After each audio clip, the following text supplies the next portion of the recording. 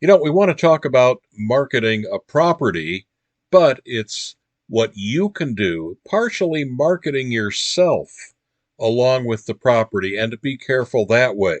You can have the most thorough, whether it's a PowerPoint or document presentation, but you've got to be aware of what you're offering, what you're saying, what you're presenting, because that can knock it all down in a few seconds. So let me give you an example. So, if you're presenting a property, whether to industry colleagues, sometimes fellow brokers or lenders, maybe you're presenting to investors or even potential buyers or tenants, it helps to consider both the material you are presenting and how you are presenting it. As I just said, messing up one can mess up both. So let me talk about an example that I witnessed a couple of years ago at an investor meeting. I was watching a broker presenting a single family home listing to a group which consisted of both investors and fellow brokers.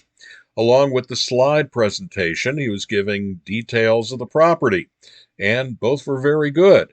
But he happened to mention that this could be a good rental property. One of the audience members, after he took questions a couple minutes later, raised his hand and asked, "What is the monthly rental rate in that area?" Now, that was a very reasonable question, considering that the broker doing the presentation failed to mention about the specifics of the rental.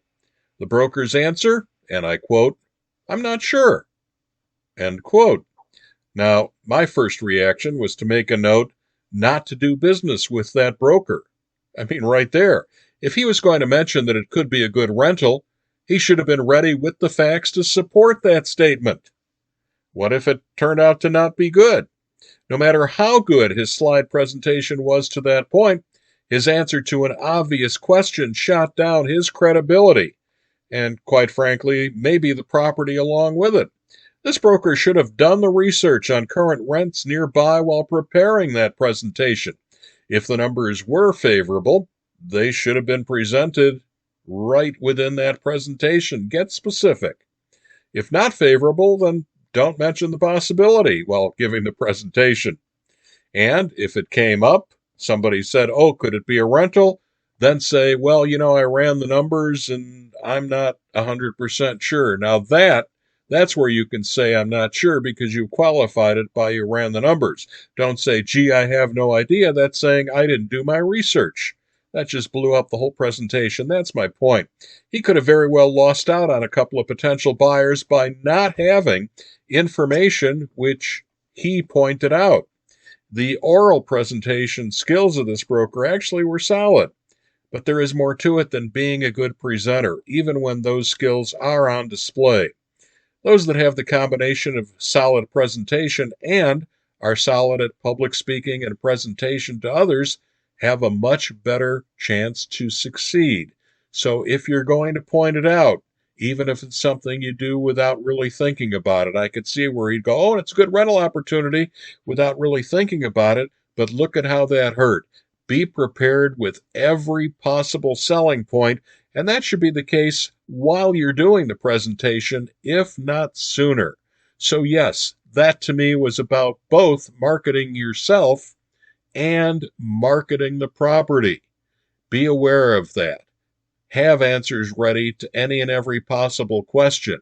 Or at least, if it's a question you don't know, yes, the broker was honest and said that he didn't know, for which I give him credit. He could have made something up and, had it come back against him later. But the point is, he mentioned that it could be a good rental and then did not have anything to even support that. He didn't know. That hurt, as I say, both him and the property. That's what we want to point out about real estate marketing. So, yeah, you could have the greatest presentation, and I know some of these, some agents, "Oh, this property or this opportunity sells itself." Well, in this case, that broker kind of unsold it. And so that's the point that I want to make. No, you have to be on top of your game for presenting the opportunity, whether it's to, as I say, colleagues, investors, or brokers, or even to a potential buyer. A potential buyer hears, "Gee, I don't know," then that broker's not looking out for them as an investment property. So again, that's the red flag. I took that as the red flag. We don't want red flags. You're listening to this podcast, you may be a client of mine or a potential one. This is what we preach, but I want to point that out. You've got to be ready. If you're going to point it out, make it a positive. Have that information show that you've done your research and your personal preparation. I'm Dave Kohl.